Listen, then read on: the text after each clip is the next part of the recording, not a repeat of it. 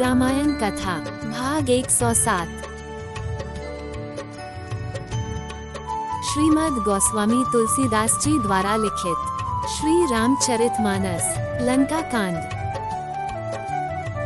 मेघनाथ यज्ञ करने गया। बात पता चलते ही श्री राम जी ने अंगद सहित बहुत से वानरों को बुलाया और कहा, हे भाइयों, सब लक्ष्मण के साथ जाओ और जाकर यज्ञ का विध्वंस करो।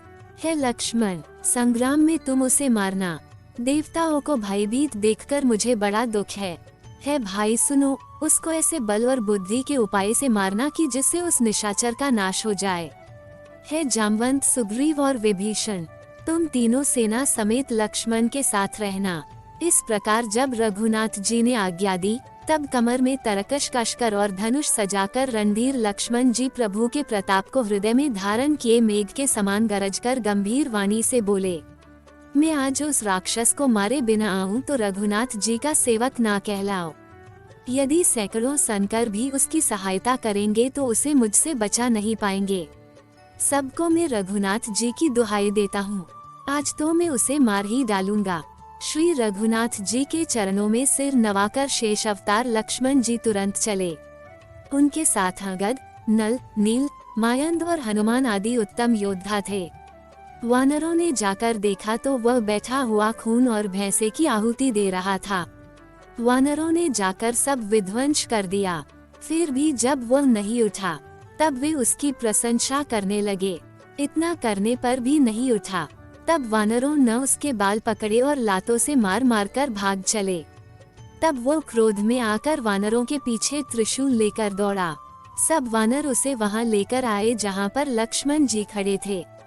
वह अत्यंत क्रोध करके आया और बार बार भयंकर शब्द करके गरजने लगा।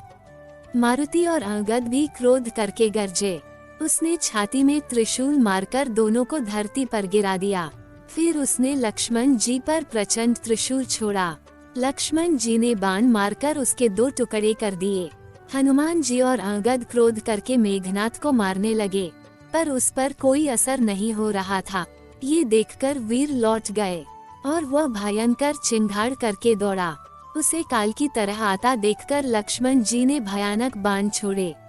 सूरज के समान बाणों को आते देखकर वह दुष्ट तुरंत अंतर्ध्यान हो गया और फिर भांति भांति के रूप धारण करके युद्ध करने लगा। वो कभी प्रकट होता था और कभी छिप जाता था। शत्रु को पराजित न होता देखकर वानर डरे। तब सरप्राज शेष जी लक्ष्मण जी बहुत क्रोधित हुए।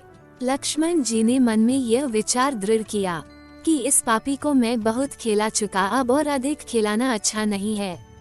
अब तो इसे समाप्त कर देना चाहिए। कौशलपति श्री राम जी के नाम का स्मरण करके लक्ष्मण जी ने विरोचित दर्प करके बाण का संधान किया। बाण छोड़ते ही उसकी छाती के बीच में लगा। मरते समय उसने सब कपट त्याग दिया। राम के छोटे भाई लक्ष्मण कहाँ है, ऐसा कहकर उसने प्राण छोड़ दिए। आगे की कथा अगले भाग में।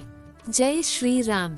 दोस्तों, हमने भगवान श्री राम की लीलाओं को सरल भाषा में समझाने की एक तुच्छ कोशिश की है। आपको हमारी कोशिश अच्छी लगी हो तो वीडियो को लाइक कीजिए और चैनल को सब्सक्राइब कीजिए। कमेंट में जय श्री राम लिखिए।